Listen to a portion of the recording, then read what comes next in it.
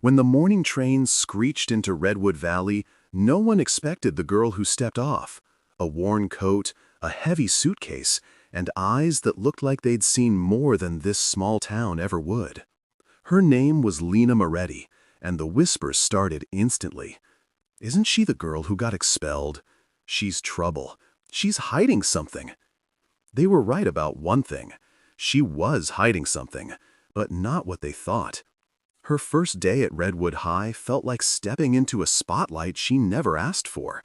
Every hallway, every classroom, every stair, all of it carried judgment. And then came Brielle Carter, the girl everyone admired and everyone feared. She looked Lena up and down and said loud enough for half the class to hear, "Did you forget to dress like a normal human?" Laughter erupted. But Lena didn't react. No anger, no tears, just silence. And somehow, that silence bothered Brielle more than any comeback ever could. The days that followed weren't kinder. Lunchroom whispers, locker room snickers, teachers exchanging looks they thought she didn't notice. But Lena kept her head down, calm, quiet, controlled. Until one afternoon in the library, Brielle grabbed Lena's notebook and flipped it open. "Oh, look," she laughed, "the silent girl actually writes." Then she pushed an entire cart of books over, pages scattering across the floor. For the first time, Lena's breath shook, not from fear, from restraint. Because if she reacted, even once, people would finally see the thing she'd been trying so hard to bury. That evening in her grandmother's cabin, Lena stood in front of a framed photograph she avoided for 2 years. Her younger self, on a podium, gold medal around her neck, national wushu champion, age 14. Her grandmother touched her shoulder gently. "You don't have to hide who you are, sweetheart." "I'm not hiding," Lena whispered. "I'm protecting people from what happens when I stop holding back." 2 days later, Redwood High held its annual fall field day.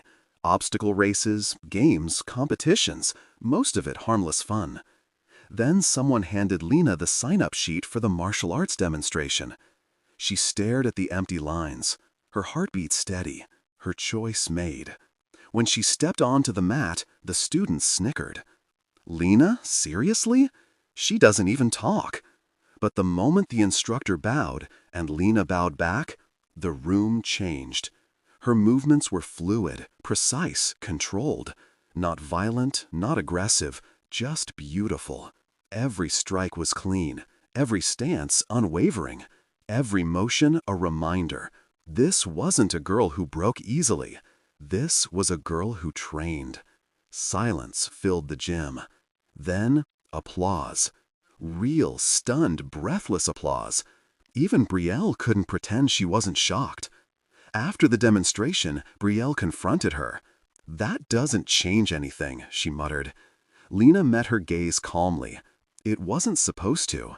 I didn't do this for you." "Then why?" Brielle asked. Lena didn't blink. "To remember who I am, not who you decided I was." For the first time, Brielle had no answer. Over the next week, everything shifted.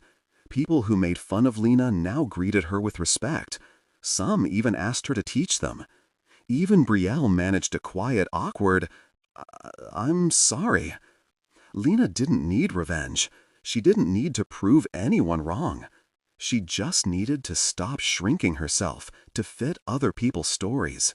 Because sometimes the quietest person in the room is the one holding the strongest fire. Don't judge someone by the silence they carry. Sometimes silence isn't weakness. It's power waiting for the right moment. If you enjoy the full video, please like and subscribe to our channel.